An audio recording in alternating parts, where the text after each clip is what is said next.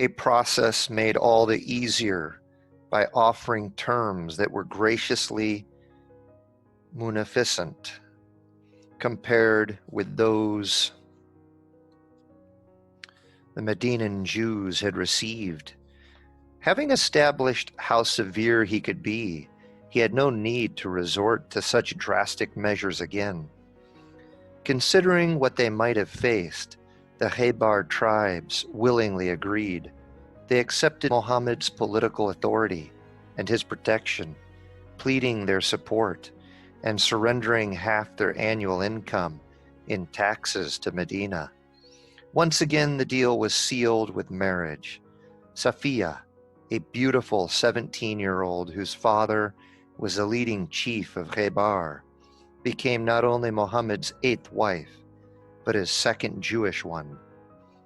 With Khaybar secured, he marched on to the smaller Jewish-dominated oasis of Tema, halfway between Medina and the ancient necropolis city of Petra, in what is now southern Jordan. The tribes there offered no resistance, and in return received more generous terms than those granted at Khaybar. With the major settled areas of the northern Hijaz now solidly in line behind him, it was only a matter of time until all the Bedouin tribes in the region accepted Muhammad's authority. And to the south, Mecca, he was ready for the second stage of his return.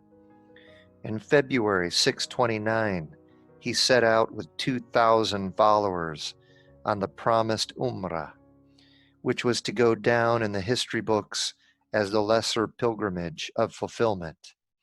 He led the way mounted on Kaswa, the slit-eared camel he had ridden into Medina 7 years before, and given free rein until she knelt at the spot where the mosque would be built. The creature that had carried him into exile would now carry him back to Mecca. Abu Sufyan kept the word he had given the previous year. As agreed at Hudaybiyah, the Quraysh withdrew from the Kaaba precincts and gave free access to Muhammad and his followers. The dream of return that had haunted him day and night for years had come true. And he set foot on his home soil again. Yet instead of the fulsome account one might expect, the early Islamic historians would treat the event with extraordinary brevity. The usually loquacious Ibn Ishaq devotes a single page to it, where one would have expected at least a dozen. He speeds through the details as Muhammad rides to the Kaaba, touches the black stone with his staff, then dismounts to circumambulate the sanctuary before making his sacrifice and having his head shaved. There is a distinct sense of anticlimax, or rather pre-climax. It's as though this pilgrimage, done only with the grudging acquiescence of the Quraysh, was not quite the real thing. If the Quraysh council kept their word and tolerated Muhammad's entry with tight-lipped resignation, they certainly did not welcome him. The real homecoming was yet to happen. And Muhammad himself, did he feel resentful eyes boring into him as he rode through the familiar alleys? Was he aware that many Meccans still wished him nothing but ill, even as he performed the hallowed rites of pilgrimage? Or was all this rendered null and void by the sheer elation of once more binding himself to this birthplace with those 7 orbits of the Kaaba, by the confirmation on his body of what had known deep inside all along? In what he had known deep inside all along, that he would return no matter the odds.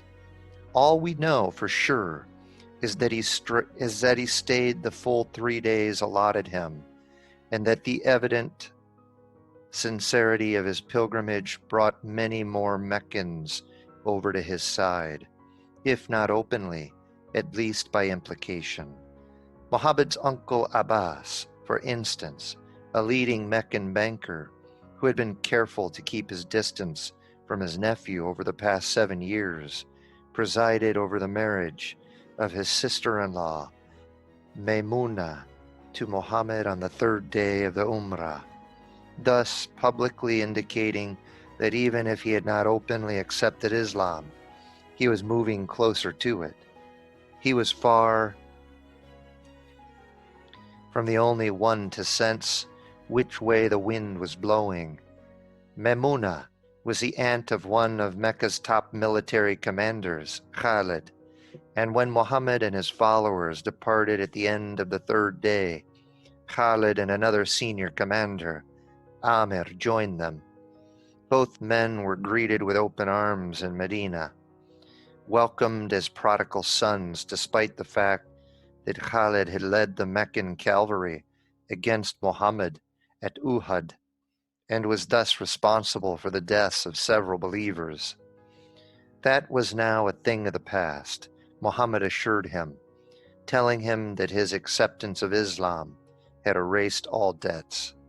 Indeed, Khalid was becoming such a renowned Muslim commander that he would earn the sobriquet, the Sword of God.